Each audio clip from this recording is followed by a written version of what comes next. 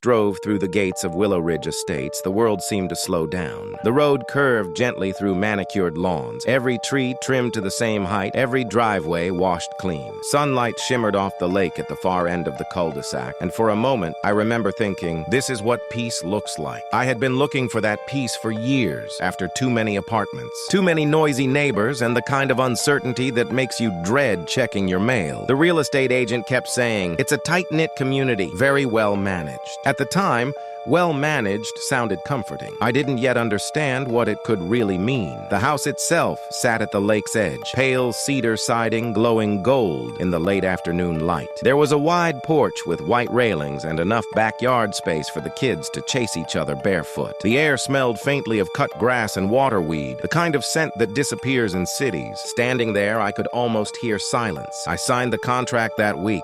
Moving in felt like a small miracle. We painted the front door blue, planted azaleas beneath the windows, and spent evenings watching the sky reflect on the lake. On weekends, I fixed the deck boards one by one, sanding them smooth until they gleamed like honey. Every hammer strike echoed softly across the water. It was slow, satisfying work, the kind that lets your mind wander and believe that things are finally right. The neighbors were friendly at first, surface friendly, the way people are when politeness is the local currency. They waved while walking dogs, exchanged brief compliments about lawns. I didn't think much about the small logo embroidered on their polo shirts. Willow Ridge HOA. I figured everyone was just proud of where they lived. The Homeowners Association introduced itself quickly enough. Within a week of unpacking boxes, I found a glossy welcome packet on the doorstep. Thick paper, pastel colors, and a list of community guidelines. At the top was a cheerful note from the president, Linda Watkins. She described the neighborhood as a shared dream and reminded everyone that harmony depends on consistent standards. The phrasing struck me as oddly corporate for a lakeside suburb, but I brushed it off. At first, the rules felt harmless. Keep trash bins out of sight, mow weekly, avoid unauthorized exterior changes. Fair enough. I'd dealt with worse in city rentals. I thought an HOA would just handle landscaping or snow removal,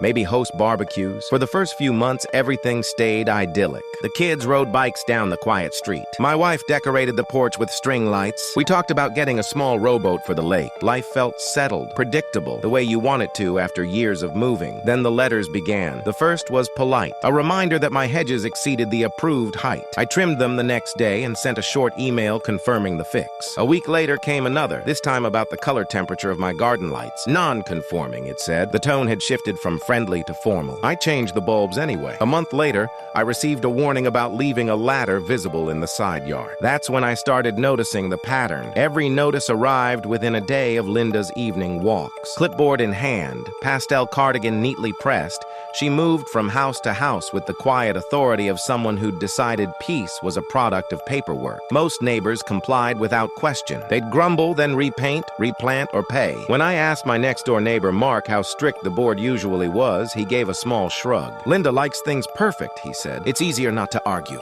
They always win. I took that as advice, not a warning. But one early spring morning, I saw something that made my stomach drop. A line of fresh wooden stakes hammered into the soil near the water line, each tied with bright orange ribbon. They formed a straight boundary slicing through the grass, cutting several feet into my backyard. I crouched beside one and saw markings in black permanent marker, Community Access Path. At first, I thought it was a mistake. Maybe the city was updating drainage lines or clearing brush. But when I checked the neighborhood bulletin, nothing was mentioned. The following day, an HOA email arrived. Unsigned, general, efficient. It read, as part of our initiative to improve shared amenities, minor adjustments will be made to the lakefront boundaries. Homeowners will be notified as necessary. That phrasing, as necessary, gnawed at me. I called the HOA office listed at the bottom. Linda herself answered, her voice sugar-coated as ever. Oh, we're just making the lake more accessible. It'll add value for everyone, she said. I reminded her that the path ran through my property. She paused for half a second before replying. Technically, that area may fall within the common use zone, but we'll review it if you like. Her tone suggested she already knew how that review would end. That night, I walked the line of stakes again, flashlight beam cutting across damp grass. The ribbons fluttered in the wind, whispering like small, smug flags of conquest. I imagined strangers walking across my yard, past my deck, down to the water where my kids like to skip stones. I imagined privacy dissolving under the weight of community improvement. The next morning, I sent Linda an email asking for clarification and included a copy of my property plat. Days passed without reply. Then, instead of a response, I received a notice of violation. This time for unauthorized modifications near the shoreline. I hadn't modified anything. That's when the realization began to take shape, the sense that I was being pulled into something calculated, something personal. Still, I tried to stay calm. I trimmed the grass to regulation height, cleared the deck of every stray tool, even polished the mailbox just to remove excuses. But each week brought a new notice. Trash cans visible from street, improper mulch color, fence posts out of alignment. Though I hadn't even built a fence yet, it became a rhythm. Open envelope, feel heart rate spike, pay small fine, breathe. Mark noticed my frustration one afternoon and leaned over the hedge. "She's done this before," he murmured. "Last year she went after the McClellans for putting up a gazebo. They sold within 6 months." I looked down the street, every lawn perfect, every smile measured. For the first time, the neighborhood felt less like a community and more like a showroom where fear kept the paint from peeling. One evening, while sorting through paperwork, I found a thin envelope from the county records office, confirmation of my property survey from the purchase. It clearly marked the shoreline as part of my lot. Curious, I checked public filings online. That's when I saw something odd. A new submission from the HOA, filed under easement adjustment. It had been approved 2 weeks earlier. The attached diagram redrew the community path line directly through my backyard. The signature on the form, Linda Watkins, HOA president. Below hers was another name I didn't recognize, Peter Watkins. A quick search revealed he owned the house behind mine, the one whose yard stopped just short of the lake. The access path would give him direct water access through my property. The next day, I walked to the HOA office at the community center. Linda was there, arranging flyers for an upcoming spring harmony picnic. When she saw me, her smile faltered but didn't vanish. "Mr. Hale," she said smoothly. "Always a pleasure." I set the county printout on the counter. "I just want to understand this. Why is there a new easement through my yard?" She glanced at the papers, then folded them without reading. "Those are drafts. Nothing final. They're stamped by the county." Her lips tightened. "These decisions are made collectively. It's for the greater good. I tried one more time. This benefits your cousin." The air thickened. For a moment, the mask slipped, just long enough for me to see the irritation behind her eyes. She said quietly but firmly, "Some homeowners don't appreciate what it takes to maintain harmony here." Then she turned and walked away. That was the moment I understood. This wasn't bureaucracy. It was control. I left the office, the warm spring sunlight suddenly feeling thin and artificial like the smile she'd given me. By the time I reached my porch, another envelope waited on the doormat. The envelope sat on the mat like a dare. Same cream-colored paper, same elegant cursive font. Willow Ridge Estates Homeowners Association. My name below it looked smaller than usual, as if the typeface itself was shrinking from what it carried. Inside was another violation. Subject, unauthorized obstruction along the lakeside boundary. Penalty, $150. Fine payable within 10 days. I hadn't obstructed anything, but down by the water I now saw the reason for the letter. A row of bright red flags, new ones, running parallel to the old orange stakes. Someone had been here overnight. The kids watched me from the deck as I tore the notice in half. My wife said quietly, "Maybe just pay it. It's not worth it." But it was. It wasn't about the money anymore. It was about principle, about the quiet invasion creeping closer with every envelope. That night I started documenting everything. Every notice, every photo of the stakes, every email. I bought a cheap spiral notebook and labeled it the War of Letters. The next morning I walked the street, taking pictures of every property along the lake. Several had decks extending further than mine. One even had a small dock. None of them had stakes in their yards. When I sent the photos to the HOA board, only one member responded, Daniel Wu, the treasurer. His email was brief. "I understand your concern. Please be aware that not all matters come to a board vote. The president sometimes acts under discretionary authority." Daniel, discretionary authority. Another phrase that sounded harmless until you heard it used as a shield. Over the next week, the tension thickened. Linda stopped waving during her walks. Instead, she began photographing my yard from the sidewalk. When I asked what she was doing, she smiled faintly and said, "Just documenting compliance. For everyone's benefit." Within days, the HOA's private Facebook group lit up. Posts appeared, anonymous but easy to decode, about certain homeowners who disregard community values. Neighbors I barely knew began averting their eyes. Kids who used to play with mine suddenly found excuses not to. It was astonishing how fast reputation could shift in a place built on appearances. Then came the hearing notice, a printed summons to appear before the board to address ongoing violations. 7 p.m., Thursday, Community Center. I arrived early, carrying my notebook like a shield. The meeting room was lined with folding chairs. A banner at the front read, "Preserving the Beauty of Willow Ridge." Linda sat behind a long table with 3 other board members. Daniel was there too, avoiding eye contact. She began smoothly, "Mr. Hale, thank you for joining us. We're here to discuss your repeated disregard for HOA guidelines. I'd like to start," I said, "by clarifying that the so-called violations relate to a boundary that your office redrew without authorization." Her smile didn't waver. "The association has every right to adjust shared access points. Your reaction, unfortunately, has been obstructive." I opened my folder, sliding out the county plat stamped with approval dates. "This shows my lot as private property. The easement filing you submitted was done after my purchase and without my consent." A murmur spread among the other board members. Daniel shifted uncomfortably. Linda's tone hardened. "You're misinterpreting legal definitions. Please remember, Mr. Hale, this is a community, not a battleground." I looked around the room, half a dozen residents watching from the back, some curious, others anxious. "That's exactly what I'm trying to protect," I said. "A community shouldn't mean surrendering your rights." For a flicker of a second, something flashed across her face. Not fear, but anger. Then she dismissed me. "The board will deliberate and issue a decision by mail." I left feeling both furious and hollow. The parking lot lights buzzed overhead, the night air thick with humidity and frustration. 3 days later, the decision arrived. Continued non-compliance may result in daily fines and potential lien action. It was signed, again, by Linda. That weekend, I started building. Not a full fence, just a short section of cedar panels along the disputed line,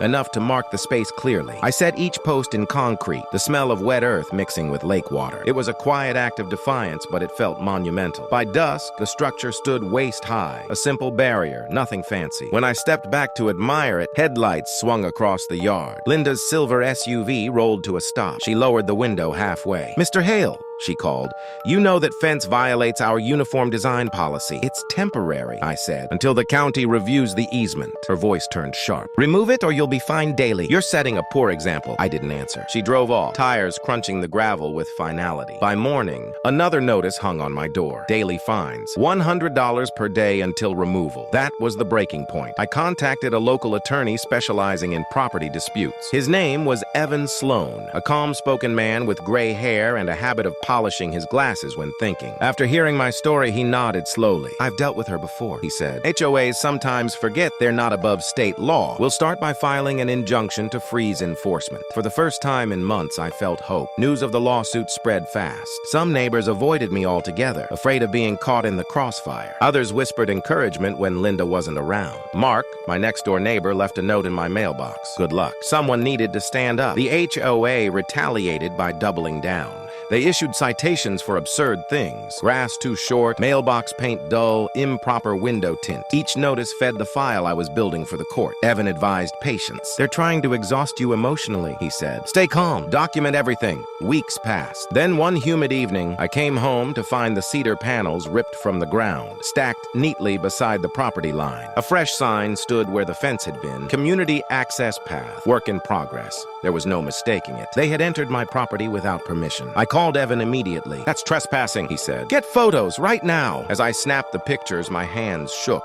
Not from fear, but from rage. The lake rippled under the setting sun, reflecting the orange of the stakes and the emptiness where my fence had stood. Later that night, I saw a post appear on the HOA's Facebook group. "Please be advised that vandalism of community improvements will not be tolerated. Security cameras have been installed for everyone's protection. Vandalism." They were painting me as the vandal. That was the night I stopped sleeping properly. Every creak outside sent me to the window. Once, around 2 a.m., I saw shadows near the path. 2 figures with flashlights inspecting the posts. I called out, and they vanished into the dark. Evan filed an emergency motion the next morning. Within days, a county officer visited to inspect. He confirmed what we already knew: the path cut into private land. The officer's report alone should have ended it, but Linda refused to yield. She hired her own surveyor, Someone clearly briefed to find alternate interpretations. The legal back and forth dragged on for months. Each week brought new emails, new letters, new rumors. I'd walk through the grocery store and feel eyes on me, the unspoken judgment that comes when you're cast as the troublemaker in paradise. But through it all, something unexpected began to happen. Quietly, other residents started reaching out. An elderly couple 2 streets over invited me for coffee. They told me Linda had fined them for keeping a wheelchair ramp visible from the road. Another family had been cited for painting their shutters the wrong shade of beige. Patterns emerged. Stories of small abuses hidden under community standards. What had felt personal was, in truth, systemic. The HOA wasn't maintaining order. It was maintaining control through fear. When Evan suggested gathering statements from these families, they hesitated at first. Then slowly they began to sign. One by one, people who'd stayed silent for years added their voices. By late summer, the case had grown larger than a fence. It had become a referendum on the HOA itself. Linda must have sensed the tide turning, because the tone of her notices changed. No more fines, no new violations, just silence, the kind that hums before a storm. Then came the letter that would ignite the climax, a cease and desist from the HOA's attorney, accusing me of defamation for spreading false narratives. It was a bluff, but an aggressive one. Evan smiled when he read it. Good, he said. They're nervous. That means we're close. I didn't realize how close until the morning of the hearing, when I arrived at the courthouse and saw a half-dozen neighbors waiting outside, Mark among them. He grinned and said, "Figured you could use some support." Their presence meant everything. After months of isolation, I wasn't standing alone anymore. The courthouse smelled faintly of old paper and disinfectant. That morning, the sky hung gray and heavy, the kind of weather that made the world feel paused between outcomes. I sat outside the courtroom doors with my binder on my lap. Months of documentation pressed between those plastic covers like the weight of an entire life's sanity. Evan sat beside me, calm as ever, adjusting his tie. "Remember," he said, "we're not here to prove who's likable, just who's right." When our case was called, we stepped into a room that felt too small for what it would decide. Linda sat across the aisle with her attorney, a man in a slick charcoal suit who looked like he practiced his smirks in mirrors. Her expression was unreadable, though her fingers tapped a steady rhythm on the table. The judge, a middle-aged woman with clear eyes and a clipped tone, glanced over the filings. "Let's begin," Evan opened with precision. "Your Honor, this case concerns unlawful encroachment and misuse of HOA authority. My client, Mr. Hale, is the rightful owner of a lakefront boundary, which the HOA attempted to reclassify without due process. He handed over the plat maps, photos, and a copy of the county survey. Each exhibit landed on the judge's desk with a satisfying thud. The HOA's lawyer countered smoothly. "Your Honor, the association acted within its charter to ensure community access and safety. Mr. Hale's fence, however temporary, obstructed a shared path." "Shared," Evan repeated. "Except the county never approved such a designation." He lifted the survey report. "In fact, the HOA's shared path lies 3 feet into my client's private parcel." The judge leaned forward. "You have proof of that boundary?" "Yes, ma'am." Evan pointed to the official seal on the document. "Filed and verified." For a brief moment, the courtroom fell silent except for the rustle of papers. Then Linda spoke up directly, a move that seemed to surprise even her attorney. "With all due respect," she said, "this is about more than property lines. It's about community spirit. Mr. Hale has been confrontational from the start. His attitude has created division in our neighborhood." There it was, the moral spin, the emotional appeal that always works in HOA meetings. But this wasn't a meeting. This was court. Evan didn't flinch. "Your Honor, if protecting one's lawful property is considered confrontational, perhaps we need to revisit what community spirit truly means." A faint murmur ran through the small audience. I recognized a few faces, neighbors who had come quietly to watch. Linda's attorney called for a recess, likely sensing momentum slipping. During that pause, I caught Linda's eye. For the first time, she looked uncertain, not cornered, but aware she might be losing control of the narrative she'd ruled for years. When the hearing resumed, Evan presented witness statements, those from the other residents who had suffered similar overreach. Each was concise but devastating. Fines for trivial matters, threats of liens, arbitrary enforcement of rules. The judge's pen scratched across her notepad. By the time Evan rested our case, the HOA's lawyer looked weary. He tried to pivot, claiming the HOA's intentions were in good faith, that procedural errors sometimes occur. The judge leaned back, folding her hands. "Intentions do not excuse violations of law," she said quietly, "particularly when they infringe on private property rights." Linda's eyes flicked downward. The color drained from her face. After closing statements, the judge adjourned briefly to review. The wait felt eternal. 5 minutes, 10, maybe more. The walls seemed to hum with the faint air conditioning. When she returned, everyone rose. Her decision was firm, each word dropping like a hammer. "The court finds in favor of the plaintiff, Mr. Hale. The HOA's actions constitute unauthorized encroachment and harassment. The association is hereby ordered to cease enforcement of fines, restore property boundaries, and compensate for legal fees incurred." A sound escaped me, half laugh, half breath. Relief, disbelief, vindication all tangled together. The judge added one more note, almost as an afterthought. "Furthermore, I recommend a review of the HOA's governance to ensure accountability among its leadership." That final line hit harder than I expected. It wasn't just a win, it was a spotlight aimed directly at Linda. As we exited, a few neighbors approached quietly, shaking my hand, whispering congratulations. Linda remained seated, staring straight ahead, her attorney murmuring something she wasn't hearing. Outside, sunlight finally broke through the clouds. I stood on the courthouse steps, the file still in my hands, feeling its weight transform from burden to proof of perseverance. Evan smiled beside me. "Well," he said, "that's one fence you won't need to rebuild." I looked toward the parking lot where Linda's SUV sat motionless, her reflection caught in the windshield. She didn't start the engine right away. Maybe she couldn't, but the story didn't end there. Not really. Because when you win against people like her, the victory echoes. Within weeks, the HOA called an emergency meeting. Attendance was higher than I'd ever seen. The air buzzed with tension as residents whispered, reading printed copies of the court ruling that someone had discreetly distributed. Linda opened the meeting with a brittle smile. "As you all know, recent legal matters have raised questions about our board's procedures." Before she could continue, Daniel Wu stood up from his seat. He was trembling, but his voice carried clearly. "Linda," he said, "we didn't sign up to bully our neighbors. You've been making decisions without consent for years." "It ends tonight." Gasps rippled through the room. She tried to gavel him down, but the sound was drowned out by murmurs of agreement. Another member motioned for a vote of no confidence. By the end of that hour, Linda's reign was effectively over. She left without a word, her chair pushed back like an abandoned crown. The board voted in new leadership that evening, Daniel among them. They promised transparency, fairness, communication. Whether they'd deliver, time would tell. But for the first time, the neighborhood felt lighter, like the air after a thunderstorm finally clears. I returned home that night and walked down to the lake. The water glimmered under the moonlight, calm again, as if it had been waiting for this peace. I traced the edge of the property line, the spot where the fence once stood, and imagined rebuilding it, not as a barrier, but as a marker of hard-earned freedom. For months, that fence had symbolized division. Now it stood, at least in spirit, for something else entirely. The courage to stand still when others try to push you back. I thought about the notebook I'd kept, the war of letters. I decided to keep it, not as a relic of bitterness, but as a record of perseverance. The HOA's noise faded gradually after that. The fines were rescinded, the access path restored to private land. Occasionally, I'd catch sight of Linda driving through the neighborhood, her windows rolled up tight. Some people said she moved out eventually. Others said she stayed quietly in the next subdivision over. Either way, her name became a cautionary whisper. What happens when power grows unchecked behind friendly smiles and manicured lawns? In the end, the lake went back to reflecting only the sky,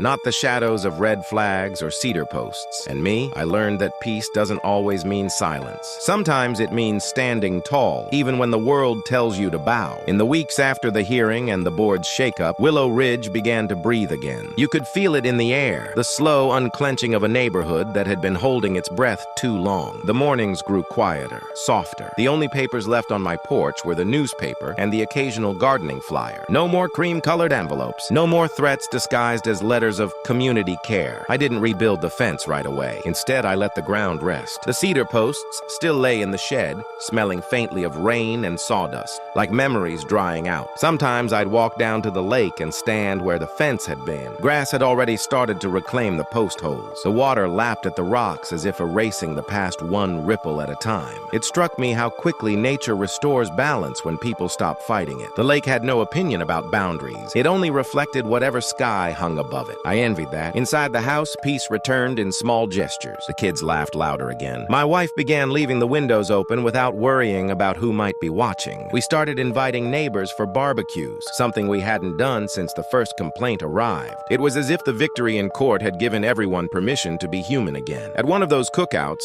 Daniel came by carrying a tray of lemonade. His shoulders looked lighter. The new board voted on a reform package, he said. Every policy change now needs a full member vote. No more executive discretion. I smiled. Good. Maybe this place can actually become what it was supposed to be. He nodded. Funny thing, he added quietly. After you won, I started getting emails from HOAs in neighboring communities asking how we handled it. Yes, word travels. Word did travel. A small article appeared in the local paper under the headline, "Homeowner Wins Case Against HOA Overreach." It wasn't sensational, just factual. But it sparked letters to the editor, stories from residents and other developments who'd faced similar battles. I realized then that my fight wasn't unique. It was just the one that happened to make noise. The following month, I was invited to speak at a community meeting in a nearby subdivision. I hesitated at first. Public speaking had never been my comfort zone, but curiosity won. I told them what I'd learned. Document everything, stay calm, never let intimidation masquerade as authority, and above all, remember that neighbors are not enemies. Systems can be. Afterward, a woman approached me, tears in her eyes. "We've been scared to stand up," she said. "Maybe we don't have to be." That moment stayed with me more than the court victory itself. It was proof that courage multiplies once it's spoken aloud. At home, I started writing again, short reflections, pieces about balance, fairness, and the illusion of control that seeps into communities like ours. I called the first essay, "The Fence That Broke the HOA." It wasn't about wood or boundaries anymore. It was about the invisible fences we build in our minds when fear governs instead of trust. Months passed.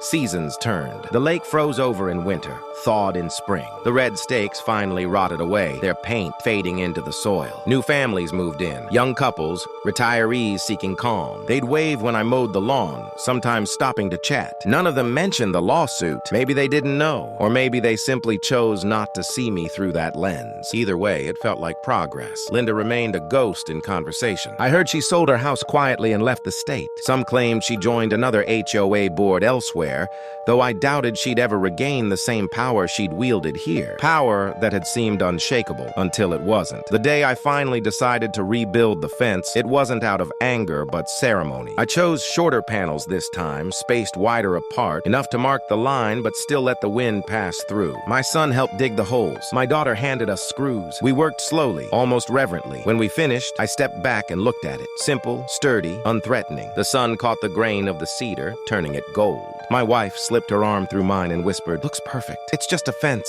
I said. But she smiled because we both knew it wasn't. That evening, I sat on the deck with a cup of coffee, watching the light change across the lake. The neighborhood was quiet, except for the distant sound of sprinklers and someone's dog barking lazily. For the first time in a long while, quiet didn't feel like waiting for the next fight. It felt like peace. I thought about everything the ordeal had revealed. How easy it is for good intentions to twist into control. How authority thrives on silence. How a single person's refusal to yield can ripple outward. The HOA hadn't just lost a lawsuit. It had been forced to remember what it was supposed to be. A group of neighbors maintaining shared spaces, not policing private ones. And I, for my part, had learned something humbling. Sometimes the greatest act of resistance isn't aggression, but persistence. The steady, unwavering refusal to let unfairness define you. In the months that followed, I saw small but telling changes around Willow Ridge. The elderly couple who'd once been fined for their wheelchair ramp had it repainted bright blue, and no one said a word. The family with the beige shutters